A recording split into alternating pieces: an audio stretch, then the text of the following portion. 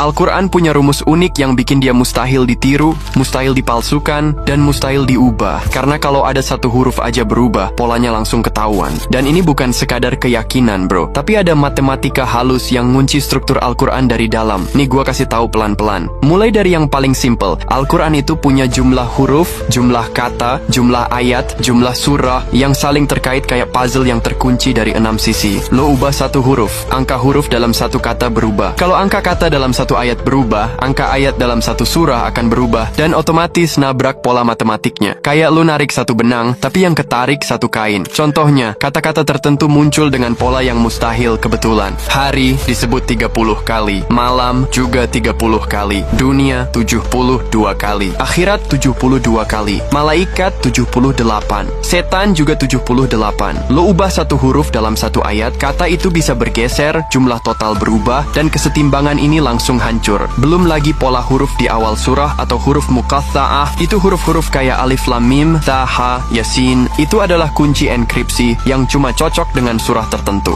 Misal lo masukin alif lam mim ke surah yang bukan tempatnya, jumlah kemunculan huruf ALM di dalam surah itu langsung kacau. Dan itu udah cukup buat ketahuan kalau ayat itu bukan asli. Kayak password yang kalau lo salah masukin, bakal langsung keluar warningnya. Yang lebih gila lagi, Al-Quran itu dirangkai bukan dari paragraf-paragraf panjang kayak buku biasa, tapi dari ayat yang masing-masing punya panjang tertentu, ritme suara tertentu, jumlah huruf tertentu, dan makna yang saling nyambung meskipun topiknya ganti-ganti. Lu bayangin kayak nulis 114 lagu, beda nada, beda irama, beda makna, tapi semuanya saling ngunci secara matematis dan literasi. Itu bukan kerjaan manusia biasa. Dan satu hal yang jarang dibahas, struktur simetrinya. Ada pola di mana tema di awal surah ketemu lagi di tengah, lalu ketemu lagi di akhir. Bukan simetri grafik, tapi simetri konsep. Kata demi kata, makna demi makna. Ribuan ayat diturunkan 23 tahun, di tempat berbeda, dengan situasi berbeda, tapi hasilnya simetris. Lu coba bikin cerita berseri 23 tahun tanpa salah satu detail. Nggak bakal bisa bro. Makanya ulama dulu bilang, kalau seseorang mau memalsukan satu ayat saja, dia harus memalsukan seluruh Quran. Karena satu perubahan kecil akan nabrak. Pola kata, pola huruf, pola ritme, pola simetri, pola tema, pola angka, pola huruf muqatta'ah, sampai pola penutup dan pembuka surah. Kayak bangunan yang semen, bata, dan besinya saling ngait. Lo copot satu, ambruk semua. Jadi ketika Allah bilang, aku yang menurunkan Al-Quran dan aku yang menjaganya, itu bukan cuma janji spiritual, itu juga kode pengaman yang ditanam langsung di dalam teks. Dan hari ini lo bisa lihat sendiri, diserang dari manapun, dipelajari dari berbagai arah, diteliti sampai level huruf, Al-Quran tetap nggak bisa digeser. Karena ini bukan sekadar buku, ini blueprint yang dijaga dari dalam. Dan yang menjaganya adalah penciptanya itu sendiri. Jadi bro, kalau lo punya anak, gua saranin dah, biar mereka jadi hafiz Quran. Supaya masuk barisan orang-orang yang menjaga Al-Quran dari generasi ke generasi. Semangat bro, Masya Allah, Allahu Akbar.